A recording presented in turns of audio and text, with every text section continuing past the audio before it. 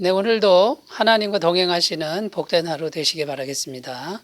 오늘 말씀은 디모데전서 5장 17절에서 19절 말씀입니다. 잘 다스리는 장로들은 배나 존경할 자로 알되 말씀과 가르침에 수고하는 이들에게는 더욱 그리할 것이니라. 성경에 일러스되 곡식을 밟았더는 소의 입에 망을 씌우지 말라 하였고 또 일꾼이 그 삭슬 받는 것은 마땅하다 하였느니라. 장로에 대한 고발은 두세 증인이 없으면 받지 말 것이요.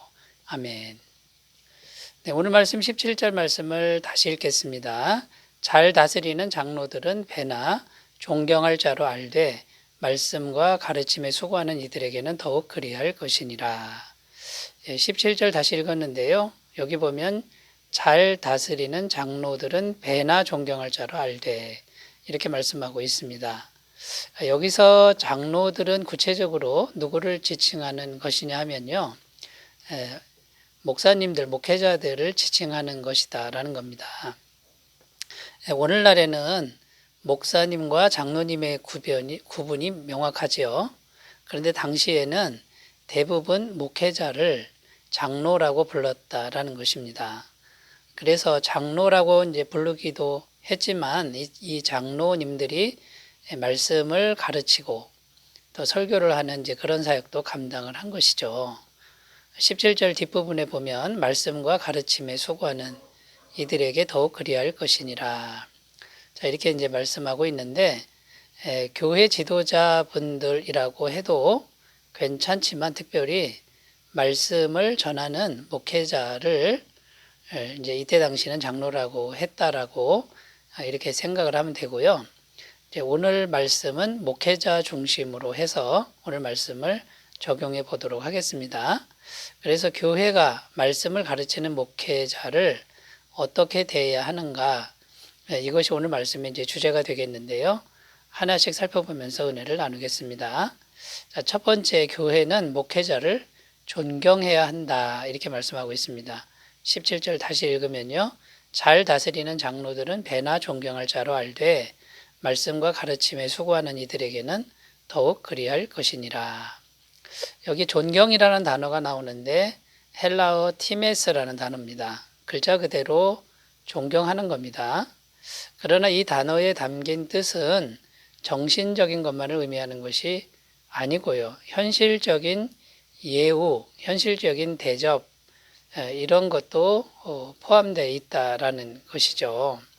그러니까 마음으로의 존경 이것도 해야 되고 현실적으로 그 존경하는 그 마음을 현실적으로 예우해 드리는 이제 이런 것이 이제 들어가는데 쉽게 말해서 교회에서 풍성한 사례비를 이제 주라는 겁니다.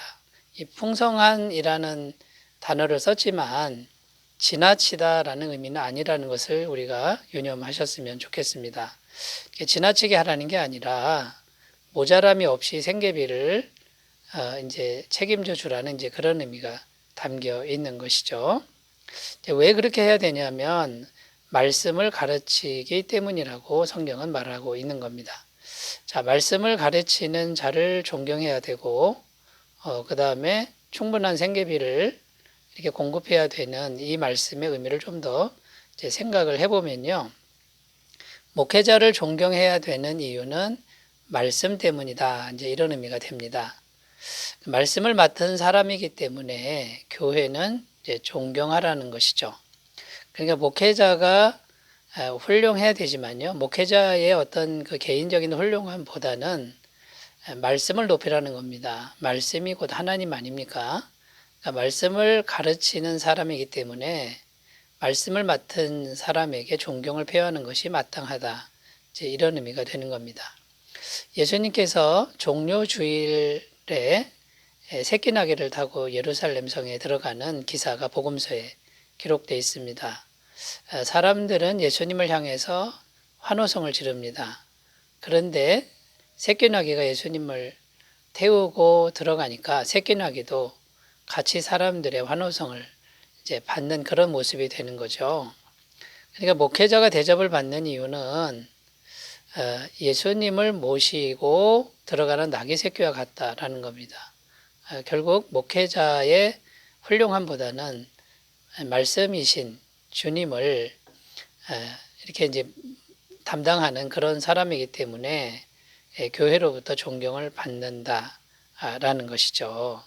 그래서 여기 보면 잘 다스리는 장로들은 배나 존경할 자로 알되 이렇게 설명하고 있는데 이게 이제 조건이 되는 겁니다. 그러니까 잘 다스리는 장로들, 그러니까 목회를 잘하는 목사님들 이제 이런 의미가 되는 거죠. 만약에 목회자가 잘 다스리지 못하면 어떻게 될까요? 교회를 지도하는데 부족함이 나타나면 그건 당연히 존경을 받지 못하게 되는 것이죠. 그래서 이 말씀의 의미 속에는요, 만약 목회자가 잘못할 때는 이제 그렇게 존경을 안 해도 된다라는 의미가 사실은 깔려 있다라고 우리가 이제 보아야 됩니다. 만약 목회자가 잘못하는데도 교회가 맹목적으로 존경을 한다면 그것도 또한 문제가 된다라는 것이죠.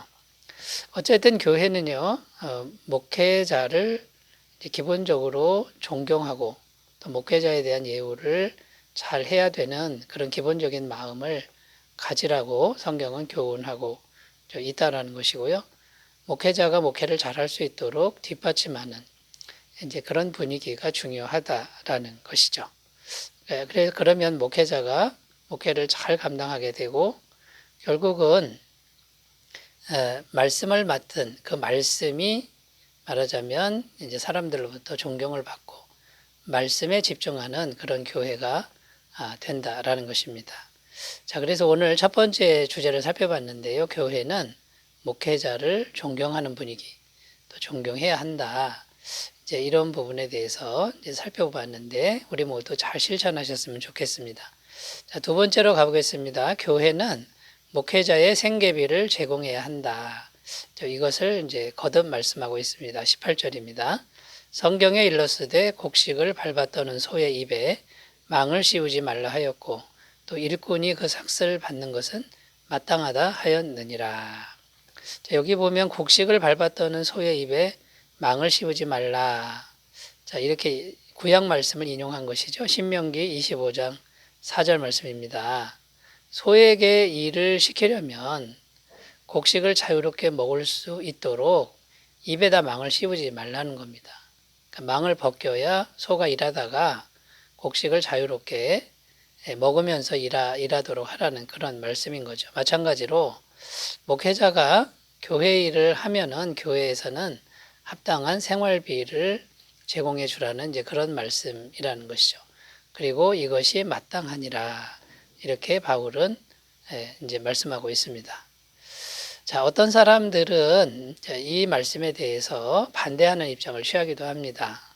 어떤 사람들은 목회자가 자비랑 목회를 해야 된다. 이렇게 주장하는 사람들이 있습니다. 왜 그러냐면 바울이라는 사람, 사도 바울도 자비랑 선교를 하지 않았느냐. 이렇게 이제 주장하는 것이죠.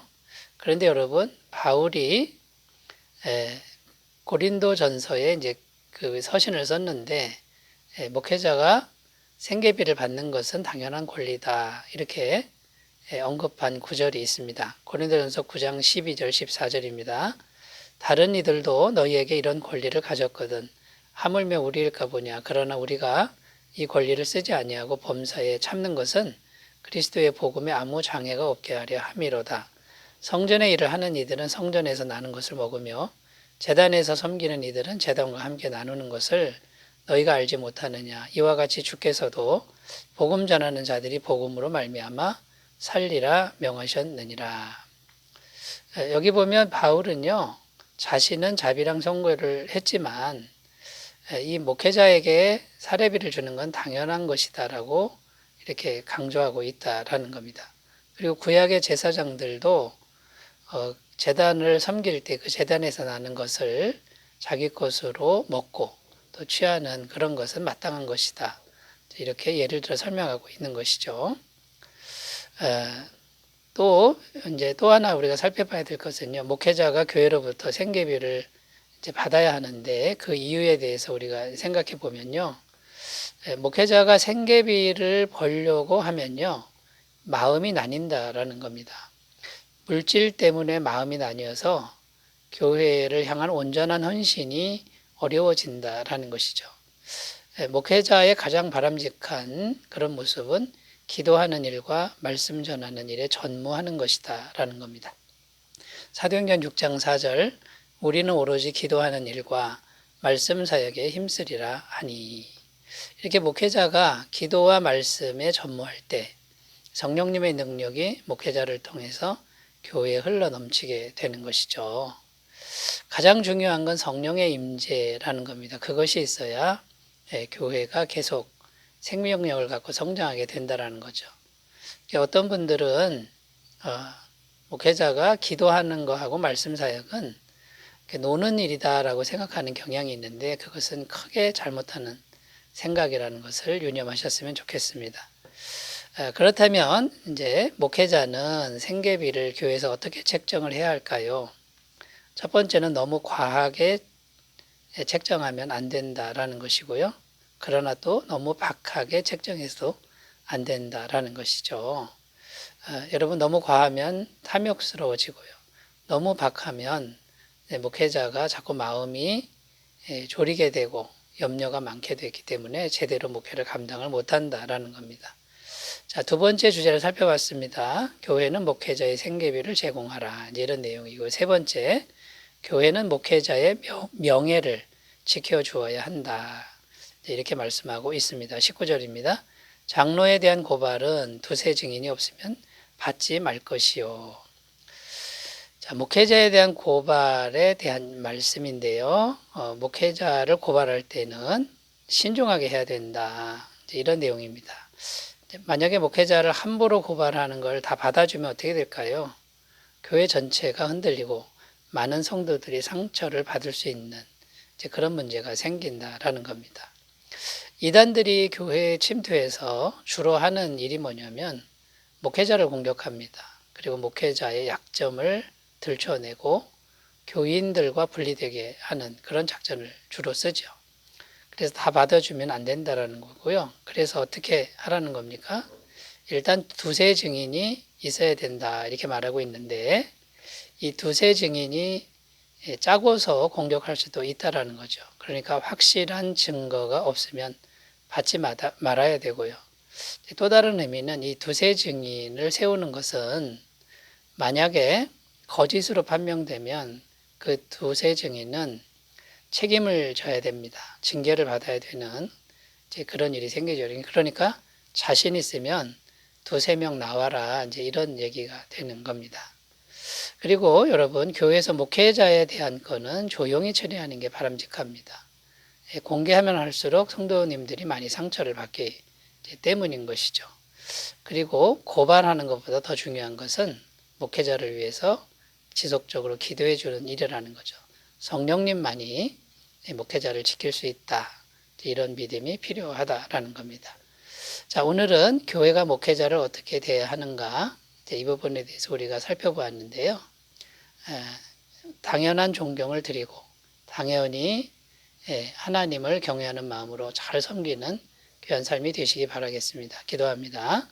하나님 아버지, 교회가 목회자를 잘 섬길 수 있도록 도와주옵소서. 예수님의 이름으로 기도드립니다. 아멘. 오늘도 좋은 하루 되시기 바라겠습니다. 감사합니다.